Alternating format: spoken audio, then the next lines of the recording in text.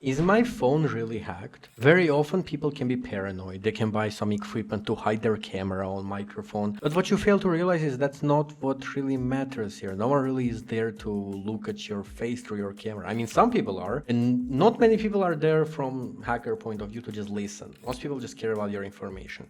And sure, microphone can be useful if you just spell out your password vocally, yeah, but most of the time they need to look at your screen and see what you're typing and or just see what apps you're using. If you're really hacked, are you paranoid? What you need to do. Now, before I get started, this is about iPhone users as well. Don't think for a second that this happens only to Android users. I know this from experience.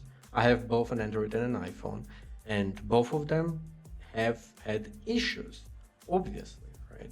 Now, you need to understand that some iPhones are very susceptible to hacking, and there are a lot of 0 days that Apple often fixes to their credit, but it's really hard to keep an exploit or a virus on a phone. Because right now, on the first minute already, I can tell you the most important thing you can do if you're super paranoid: restart your phone daily. Like, this may sound stupid, but if you know about cybersecurity or hacking or exploits, there is something called persistence. This is what happens, for example, if you turn off your PC, but it has a virus. When you turn it on, the virus will auto launch with your PC. So this is persistent, right? To put it very simply, meaning the virus persists. It will stay and launch with your operating system. Phones are very good against that. It's almost, I'm not saying it's impossible, but on newer models, it's basically impossible. At least I haven't heard many cases of that. So you'll just eliminate 99% of your problems if you just restart your phone daily. Like, that's the biggest advice I can give you. Now, most phones cannot be simply hacked if you just visit a website. That's not gonna happen. Many hacking signs have innocent explanations.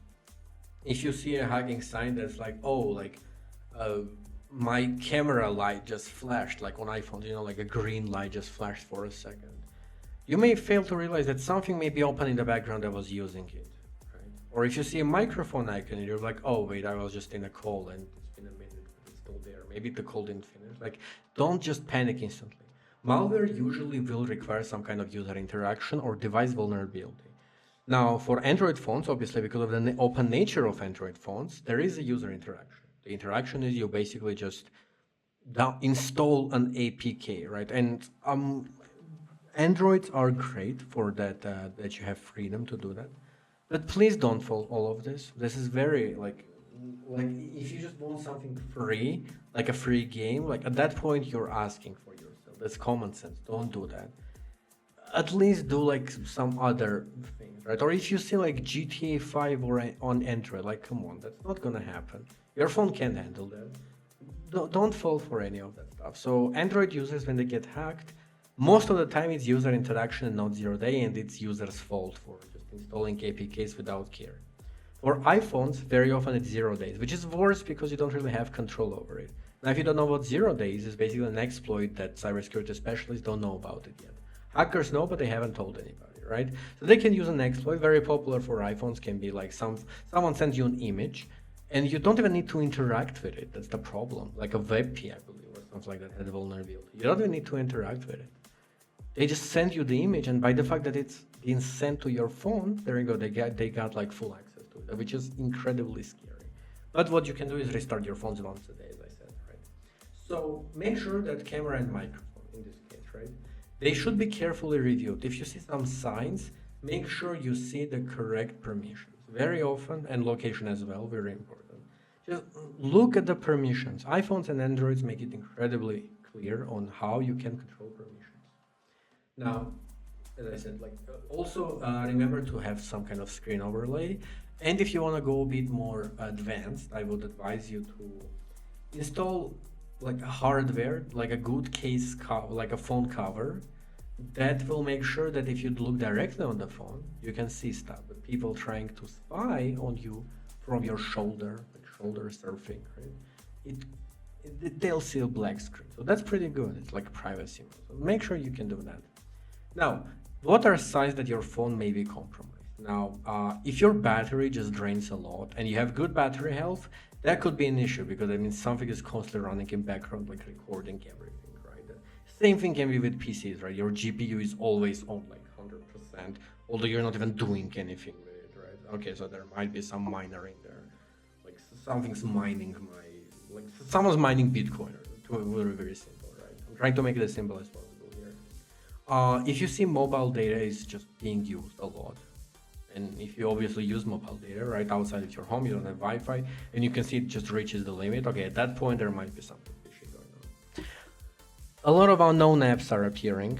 This can be scary as well, and obviously you can see some apps can be hidden from the home screen where you don't even pay attention that they're there, so make sure to check that all installed apps are the ones you know.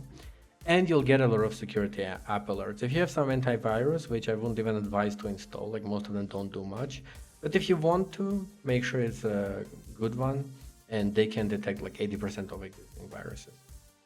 Now, to continue, what are common myths and real threats that you need to be aware of? Myths are that battery drain alone proves spyware, but the real fact is that multiple warning signs together deserve investigation. Just battery at that point, like maybe it's your battery's issue, right? Phone heating means you're hacked. No, it doesn't. Like currently where I am is like 38 degrees Celsius, and my phone is always overheating. Right now, it's just like insane. You could probably cook an egg on it. Doesn't mean that it's hacked. It means it's horrible climate here. At that point, right? Pop-up ads, if you get, like that means device is fully, like there is full compromise on it, but that's not the point. That's not how it works. Pop-up ads often can be just adware, which are not very harmful, like the most harmful is the virus. And some phones, like especially cheaper Androids, come with ads installed that you can't get rid of, so keep that in mind. And a slow phone is evidence of hacking. No, it's not.